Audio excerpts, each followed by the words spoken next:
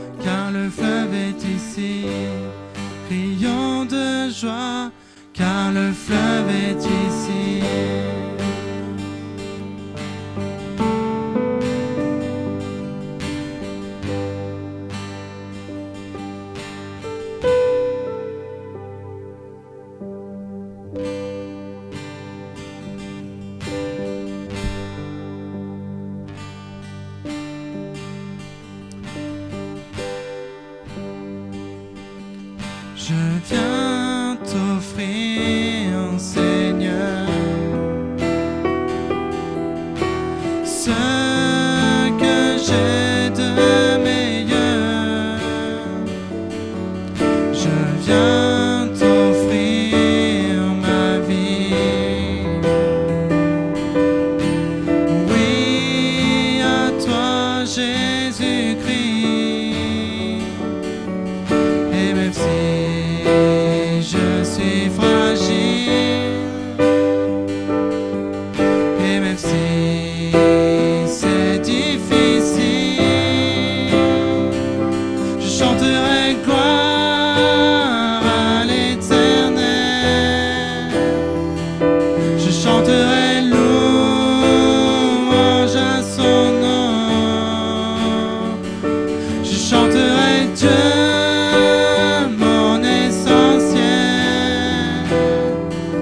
Je chanterai en l'honneur de son nom.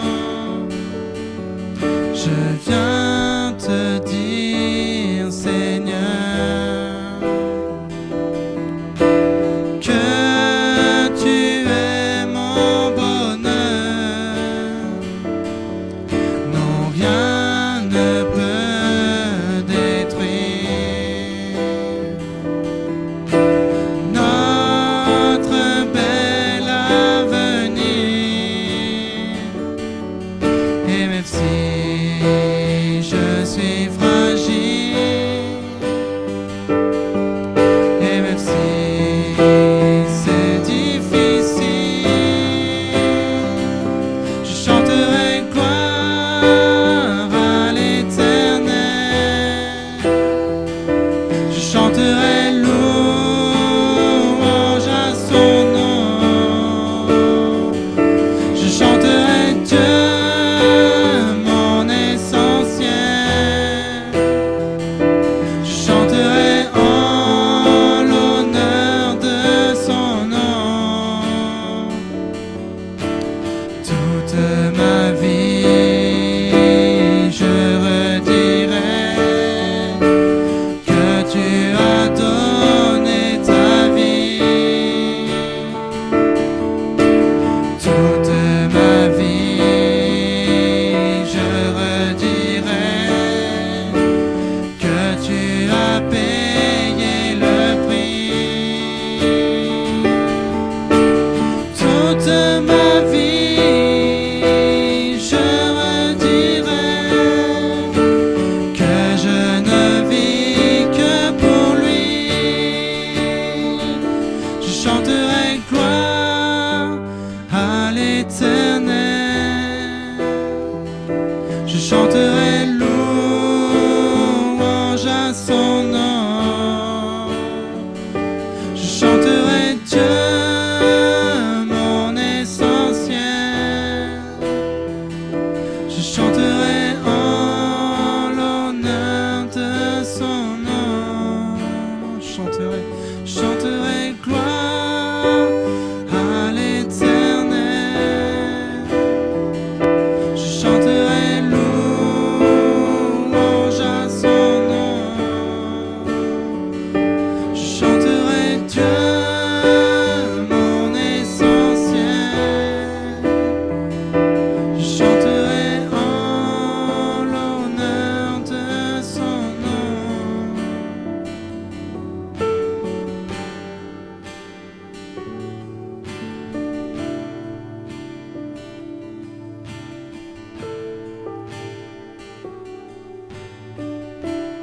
Ah, Seigneur, on veut te dire merci, Seigneur.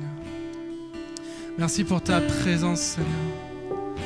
Seigneur, merci de bénir toutes les familles, Seigneur, qui sont avec nous, Seigneur, chacun dans leur maison, Seigneur Jésus. Merci parce que l'Église ne s'arrête pas au bâtiment, Seigneur. Merci parce que l'Église est dans chaque maison, Seigneur. Seigneur, merci de bénir chaque famille, Seigneur, de bénir tous nos frères et sœurs, Seigneur, de notre Église, Seigneur. Seigneur, merci parce que tu as permis que nous restions connectés, Seigneur. Seigneur, nous voulons encore nous prosterner à tes pieds, Seigneur. Nous voulons encore nous prosterner, Seigneur, et te dire à quel point nous t'aimons, Seigneur Jésus. Et Seigneur, nous attendons encore à de grandes choses avec toi, Seigneur. À de grands miracles, Seigneur. Parce que nous sommes ton Église, Seigneur. Et Seigneur, nous sommes unis les uns aux autres, Seigneur. Chacun dans leur maison, Seigneur, respective, Seigneur. Nous sommes encore unis, Seigneur. Sois loué, béni, Seigneur.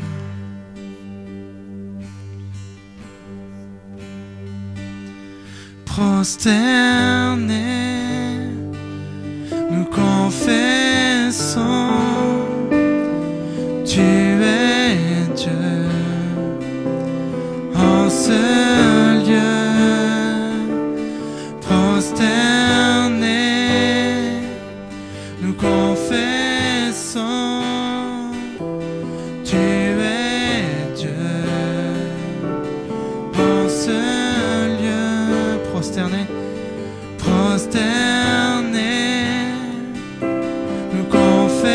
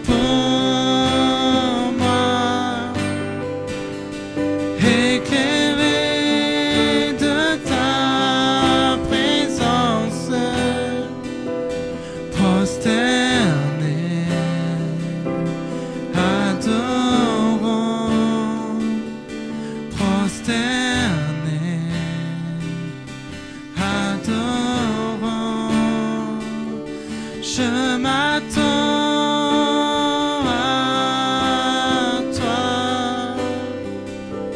Tu es tout pour moi. Éclairé de ta présence, prosterné, adorant, prosterné, adorant.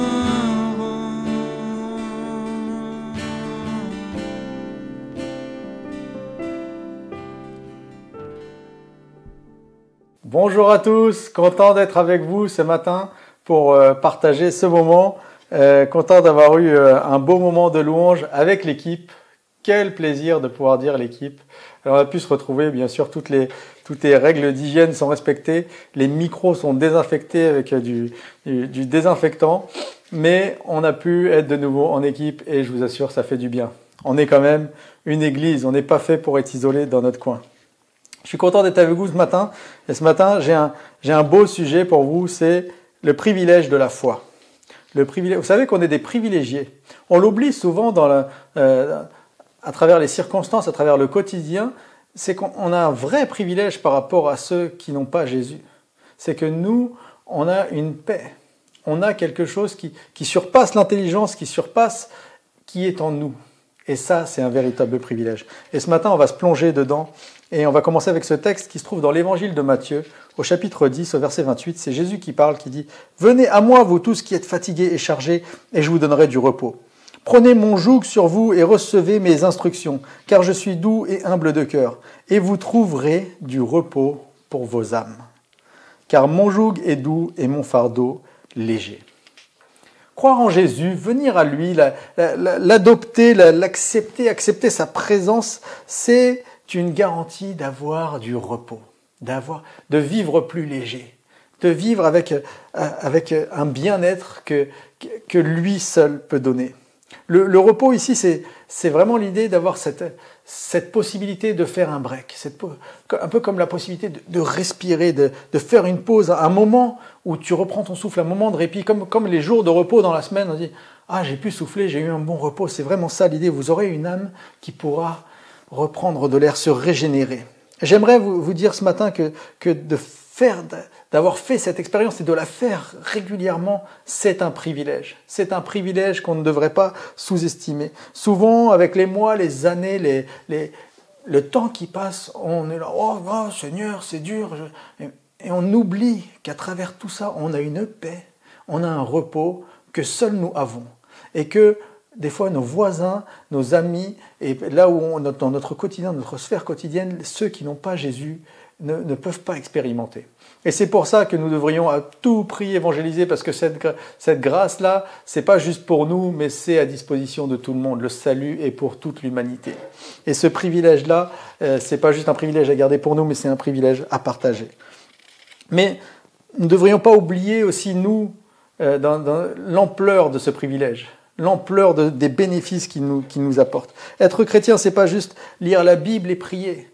Être chrétien, c'est vivre quelque chose en plus. C'est vivre cette chose à l'intérieur de nous, ce qui nous porte. C'est porter ce trésor, c'est porter ce qui est de valeur inestimable pour notre vie, pour notre sérénité.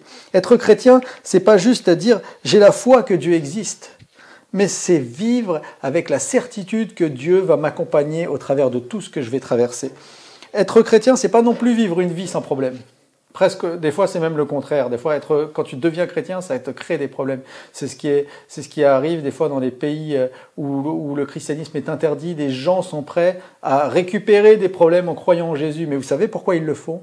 Parce qu'ils ont découvert l'ampleur du privilège que c'est que d'avoir Jésus. Et ça n'a pas de prix pour eux.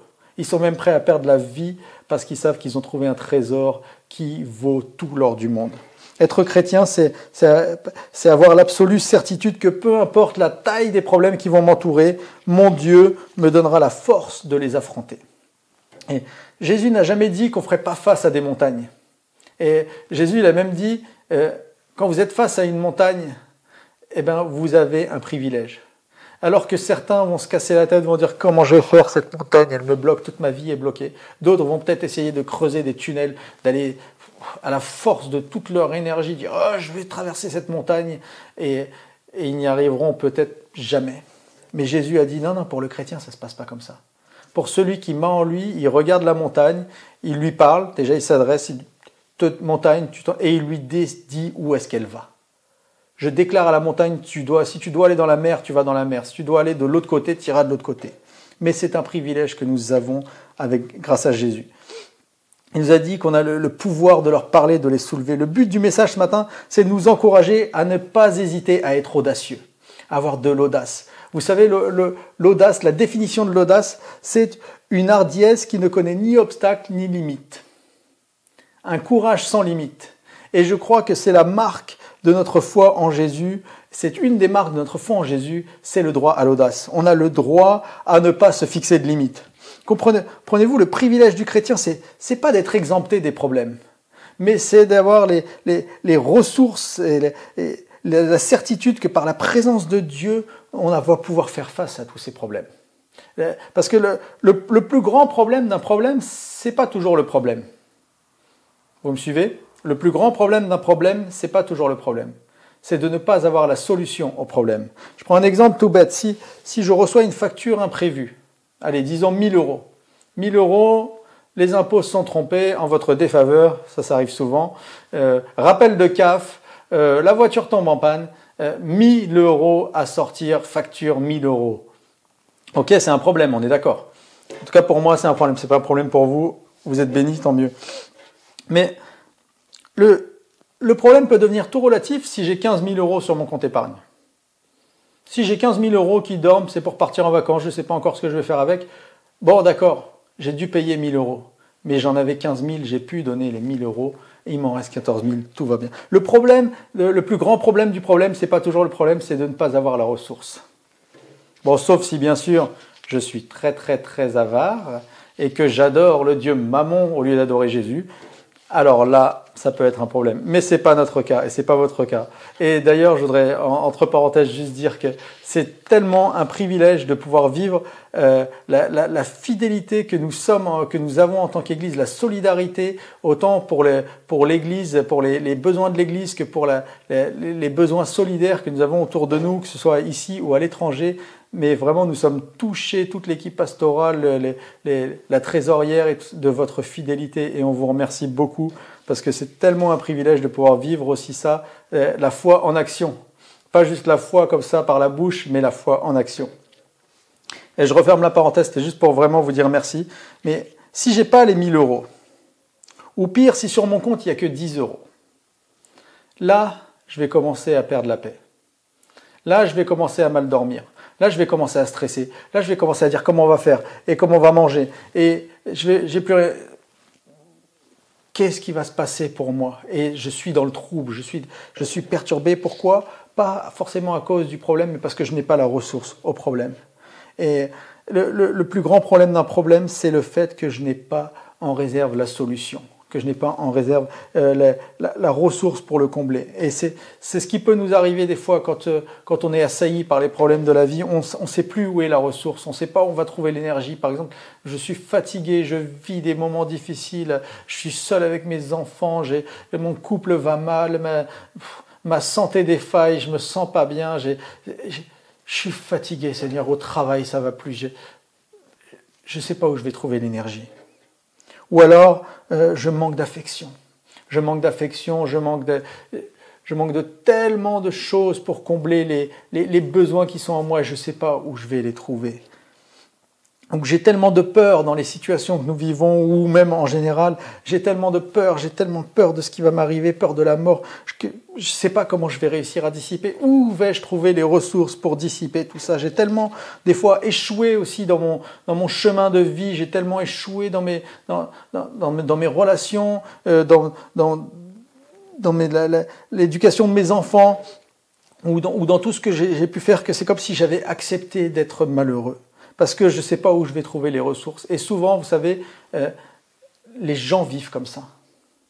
Et en particulier les non-chrétiens qui n'ont pas d'espoir, qui n'ont pas Jésus, ils vivent comme ça. Je vis, mais je ne profite pas de la vie. Je vis, et malheureusement, des fois, la question, c'est pas comment je vais me débarrasser des boulets de la vie, mais c'est comment je vais réussir à vivre avec ces boulets encore plusieurs années. Le défi, c'est plus de comment se séparer des problèmes, c'est comment réussir à vivre avec. Et malheureusement, voilà, comme je disais, beaucoup d'humains, on vit comme ça. Vit avec la peur du lendemain, je vis avec ma peur de la mort, je vis avec ma dépendance, je vis avec mes rancunes, je vis avec mes colères, je vis avec ma souffrance, je vis avec mes blessures, je vis avec. J'ai pas le choix, c'est comme ça, j'ai pas les ressources pour compenser, j'ai pas les ressources pour m'en sortir, alors je vis avec. Rajoutez tous les avec que vous voulez. Moi, je pourrais dire, je vis avec mon irritabilité. Ça se voit pas, mais des fois à la maison, je suis comme ça, un petit peu trop nerveux et tout. Et des fois, je dis, je veux pas vivre avec ça, Seigneur. Mais Jésus est venu pour nous proposer de vivre avec autre chose. Il est venu pour nous proposer de vivre avec quelque chose de léger, pas de vivre avec des boulets, pas de vivre avec des fardeaux. Et c'est pour ça qu'il a dit, venez à moi, vous tous qui êtes fatigués et chargés, et je vous donnerai du repos. Mais notez bien que c'est un échange. Notez bien que c'est pas je vais éliminer toutes vos fatigues et tous vos fardeaux, mais on va échanger. Tu vas me donner ce qui est lourd, et moi je vais te donner quelque chose de plus léger. Et regardez ce qu'il dit. Il dit, prenez mon joug sur vous et recevez mes instructions, car je suis doux et humble de cœur, et vous trouverez du repos sur vos âmes, pour vos âmes. Car mon joug est doux et mon fardeau léger. Et tu trouves que c'est lourd la vie, tu trouves que c'est pas supportable, que tu dois supporter, ce que tu dois supporter n'est pas humain, c'est trop cruel, c'est trop gros, c'est trop dur. Alors Jésus il te dit, venez, viens. Et ce que j'aime par-dessus tout, c'est viens à moi. Il n'a pas dit viens à une façon de penser. Il n'a pas dit viens à une religion. Il n'a pas dit viens à une communauté. Il a dit viens à moi. Viens à moi et tu vas voir que je vais te remplacer ce qui est fatigant, mais je vais quand même te placer quelque chose sur la tête. Et ça, c'est assez bizarre, c'est assez hallucinant dans ce passage. C'est qu'il dit, je vais te mettre un joug. Un joug, c'était une espèce de bâton qu'on mettait sur les bœufs pour qu'ils tirent la charrue. C'est une image qui n'est pas du tout positive. Même dans la Bible, on parle du joug de l'esclavage. Et Jésus, il dit, mais je vais te mettre quand même quelque chose, mais tu vas voir avec ça, tu vas être plus léger. Avec ça, ton âme va se reposer. Avec ça, tu vas avoir le potentiel de surmonter les choses. Tu vas avoir un équipement pour le combat. La Bible nous parle de l'équipement du chrétien. Et je crois que quand Jésus dit « je vais vous mettre un joug en échange de tous vos boulets-là, je vais vous mettre un joug », c'est que je vais vous donner un équipement. Je vais vous mettre quelque chose. Je ne vais pas vous laisser comme ça. Je vais vous mettre quelque chose, mais grâce à mes instructions, grâce à ce que je vais vous enseigner, grâce à la vérité biblique que tu vas découvrir en ayant Jésus en toi, en lisant la Bible, en regardant le miroir de Jésus à travers le Nouveau Testament, eh ben, ça va te libérer. Tu vas vivre allégé, tu vas vivre avec quelque chose qui est léger, que tu peux tirer et avec quoi tu peux surmonter les problèmes. Jésus est venu il n'est pas venu nous dire que les problèmes n'existent pas. Il est venu nous dire que les problèmes ne sont pas plus forts que toi. Le plus grand des malheurs d'un humain qui vit sans Jésus, c'est qu'il ne connaît pas l'étendue des ressources. Il ne connaît pas l'étendue des solutions qui seraient à sa disposition s'il avait Jésus avec lui. Et il y a un philosophe qui disait, on a tous en nous un vide en forme de Dieu. Et il y a tellement de gens qui vivent comme ça, qui vivent avec un vide, qui vivent avec quelque chose qui n'est jamais comblé. Et ton âme, ce que tu es toujours en stress, est toujours en souffrance. Il n'y a jamais de repos, il n'y a jamais une minute de répit. À chaque fois, n'importe quoi qui se passe, que ce soit une information, une nouvelle, une pensée dans ta tête, ton âme est perturbée, ton âme est constamment stressée. Et c'est particulièrement ces personnes-là que Jésus invite dans ce passage. Il dit, viens, si tu surmontes plus, viens, moi je vais remplir ce vide. Prenez mon joug et recevez mes instructions, car je suis doux et humble de cœur, et vous trouverez du repos pour vos âmes. C'est tellement beau, c'est ça le privilège que nous avons en Jésus-Christ, et un privilège que tout le monde peut avoir. C'est un repos pour l'âme, un repos pour nous-mêmes, un repos pour ce que nous sommes.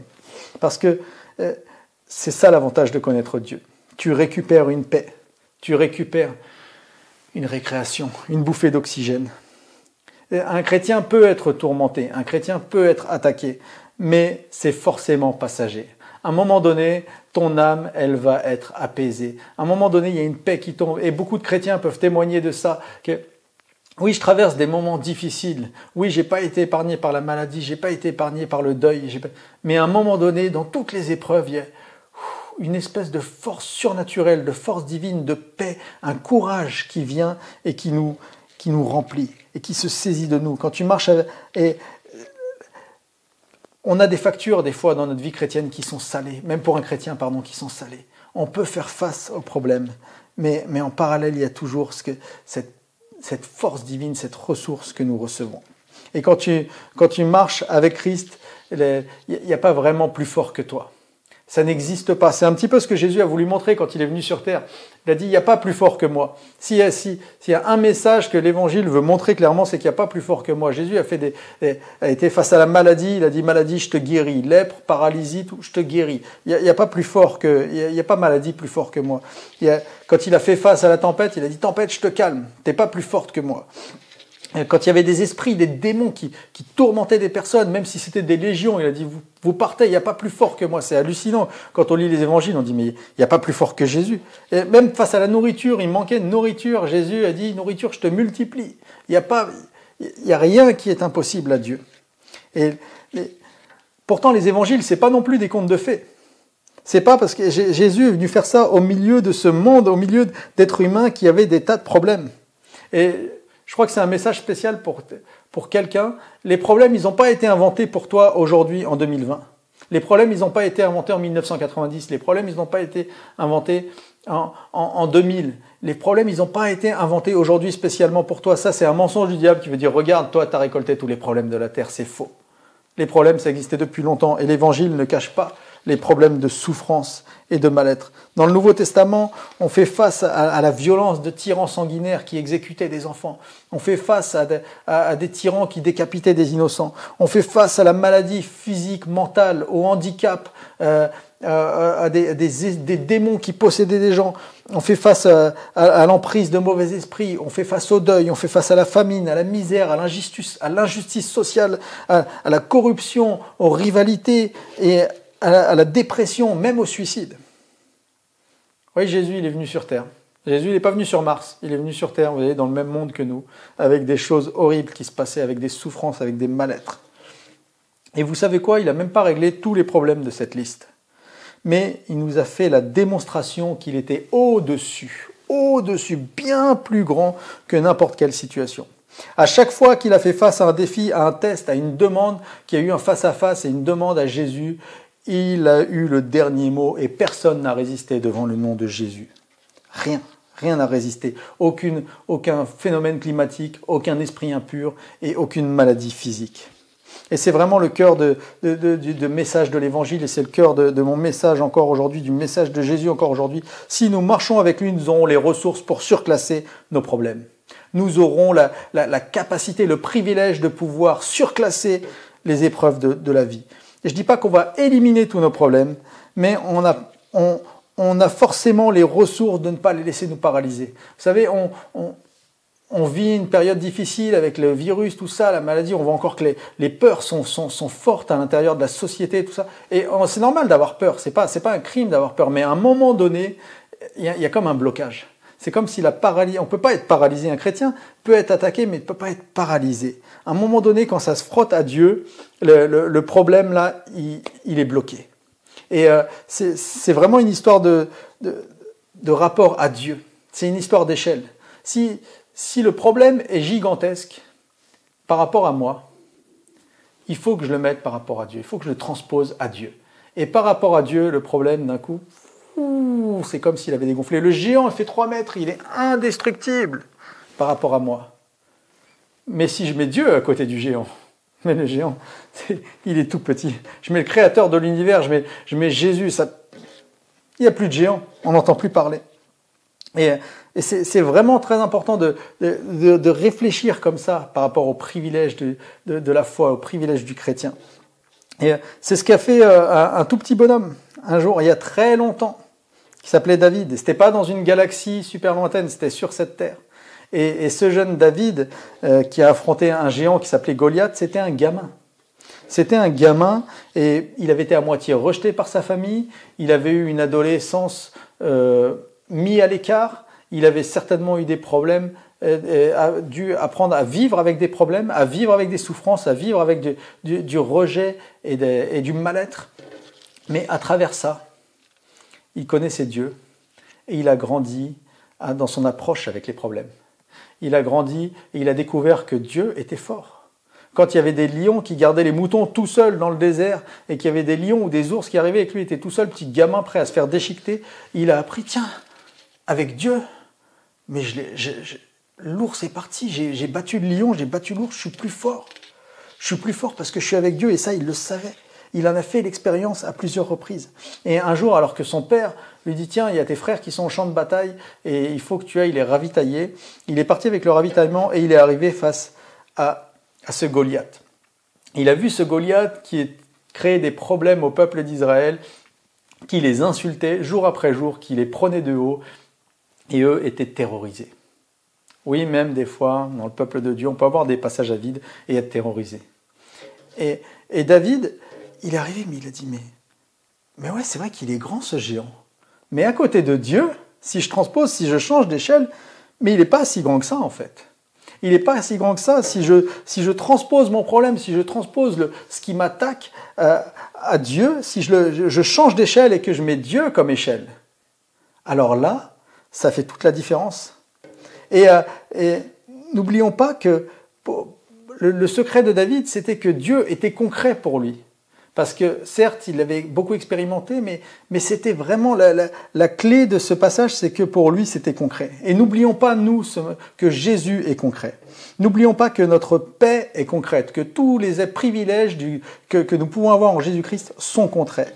Vous savez, tout ce qu'on prêche facilement quand tout va bien, Jésus fort et tout, la puissance et tout, c'est valable aussi quand ça va mal. Hein. C'est toujours valable aujourd'hui. Toutes ces choses qu'on sait de la puissance de Dieu sont toujours valables. La Bible, c'est pas du renforcement positif. Jésus, c'est pas juste pour te dire ça va bien aller, allez, c'est dans ta tête et tout. Non, c'est du concret. Dieu est concret. La Bible est la pure et vraie parole de Dieu qui n'a pas de limite. Et on ne sera pas tous forcément des David, mais on peut tous concrètement vivre la manière dont David vivait sa relation avec Dieu et son rapport avec les problèmes. Le fondateur de l'ONG Portes Ouvertes, le frère André, qui a vécu des grands défis dans sa vie, était un homme de terrain qui a été affronté beaucoup de géants, en l'occurrence, lui des vrais. Et il a écrit ceci sur David. David ne s'est pas révélé être l'homme de Dieu sous prétexte qu'il avait tué Goliath. Les actes qu'il a accomplis pour triompher de Goliath étaient la conséquence normale de ses principes. Et on ne sera pas tous des David, mais on peut tous appliquer les principes de David à nos vies parce que Dieu est concret. Et comme David a mis le géant à l'échelle de Dieu et pas à son échelle, ça a fait toute la différence. Il est parti, il a dit après tout, il est beaucoup plus petit que Dieu, j'y vais avec ma fronde. Et vous savez qu'il a fait tomber le géant et qu'il a rendu la liberté au peuple. Et que ce soit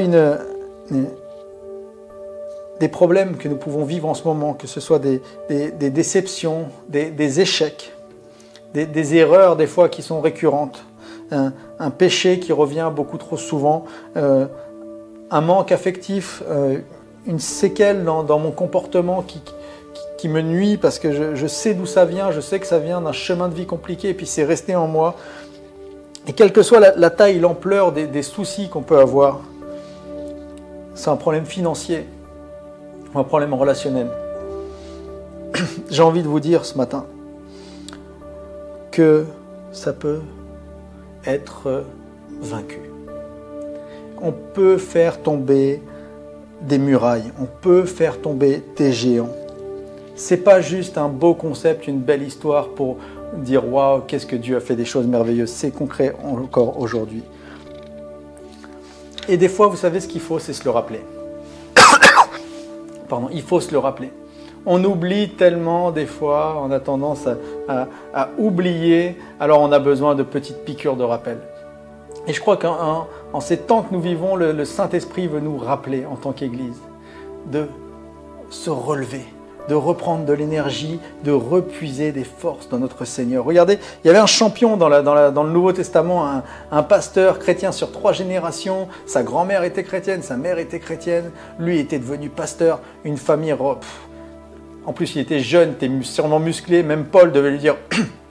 Oh, petit Timothée, arrête, fais pas trop de sport. C'était l'époque, c'était les Jeux Olympiques, c'était les arènes, c'était tout ce qui se passait dans l'Empire romain. Et Paul a dû me dire à Timothée, fais pas trop de sport, prie aussi. Et Timothée, c'était sûrement un champion, mais il a eu un passage à vide. Tout le monde peut avoir un passage à vide. Et regardez ce qu'il lui a dit. Il lui a dit, dans 2 Timothée 1,5, « Je garde le souvenir de ta foi sincère. Cette foi qui se trouvait déjà chez ta mère Loïs, chez ta grand-mère Loïs et ta mère Eunice. À présent, elle habite aussi en toi. J'en suis pleinement convaincu. C'est pourquoi, je te le rappelle, ravive le don de Dieu que Dieu t'a fait dans sa grâce lorsque je t'ai imposé les mains. » Timothée, ravive. Relève-toi, Timothée. Tu as un coup de blues là, mais tu peux relever ça. Puise tes forces, il dira plus loin, puise tes forces dans la grâce qui nous est accordée dans l'union avec Jésus-Christ. N'oublie pas, Paul est en train de rappeler à Timothée, Timothée, 3 générations dans le Seigneur, pasteur formé. N'oublie pas de puiser là où tu as de l'énergie, là où tu as des ressources. Oui, Timothée vivait des temps difficiles. L'Église du 1er siècle, c'était pas comme aujourd'hui, il n'y avait pas la même maturité que nous. Aujourd'hui, on est des chrétiens bien affermis, mais eux, ils faisaient beaucoup d'écart. Et Timothée avait beaucoup de problèmes avec les chrétiens, des églises qu'il gérait, il y avait beaucoup d'églises, en plus c'était difficile. Il était sûrement au fond du trou, et Paul, qui était loin, pourtant on a entendu parler, donc vous imaginez, le Timothée il galère, il est en dépression. Et Paul dit, ranime, et n'oublie pas, regardez la solution que Paul lui donne à Timothée, va puiser dans la grâce qui nous est accordée dans l'union avec Jésus-Christ. Et j'ai envie de nous dire ce matin, nous avons une ressource face à nos problèmes et c'est une ressource de grâce. C'est pas une ressource de condamnation, c'est pas une ressource de difficulté, on n'est pas là pour aller creuser la montagne, on est là pour la déplacer par la grâce et la puissance de Dieu en Jésus-Christ. Et vraiment, je nous encourage à être vraiment dans une saison aussi par rapport à nos vies personnelles et en tant qu'Église, d'ouvrir la page on va puiser dans les forces que la grâce de Jésus-Christ nous donne et on va traverser ça de manière exemplaire. On va faire tomber des géants encore, on va encore faire tomber. Il y a encore des montagnes qui vont bouger. Vous savez, déplacer la montagne, ce n'est pas l'histoire d'une fois. C'est une affaire courante dans le royaume de Dieu. Jésus a dit ça comme une banalité. Les chrétiens déplaceront les montagnes et ils accompliront des choses extraordinaires. Et je nous invite vraiment, Église Nouvelle Vie Dieppe, en ce dimanche 24 mai 2020, à nous accrocher à cette puissance, à cette grâce que nous avons en Jésus-Christ, à ces privilèges. N'oublions pas d'aller regarder notre compte en banque, il est rempli. Ton compte en banque est rempli. Tu as des ressources, tu as des solutions pour tous tes défis. Mais ne faisons pas du déni, ne vivons pas avec, mais levons-nous et bâtissons, comme nous voyons de multiples exemples dans la Bible, ou dans les temps difficiles, dans les temps de destruction, dans les temps d'attaque, quand un peuple se lève et bâtit, même si c'est petit, même si c'est pierre par pierre, la gloire de Dieu accompagne et sa puissance et ses ressources n'abandonnent jamais le chrétien. Alors profitons de notre privilège. Je vous souhaite d'être bénis et merci Seigneur pour ton énergie magnifique, pour ta puissance, pour ton Saint-Esprit. Dans le nom de Jésus, Amen et Amen. Bonne semaine. Et on va passer bien sûr à la Sainte Seine.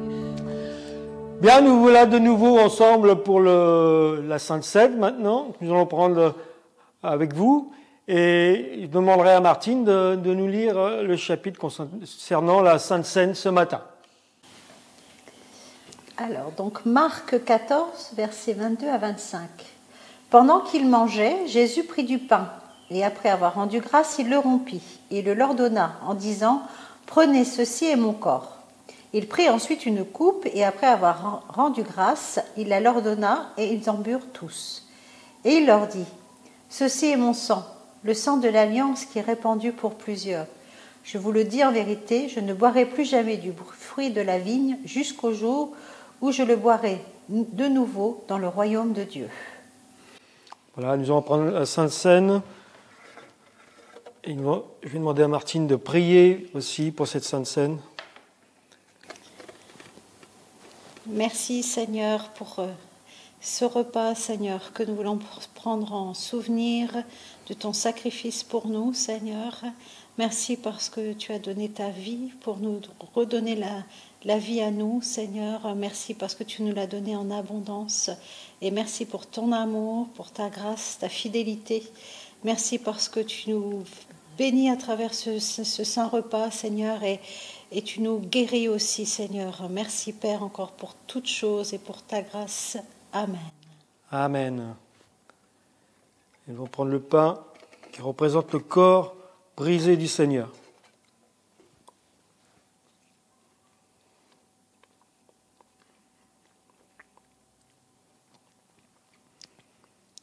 Le vin qui représente le sang du Seigneur.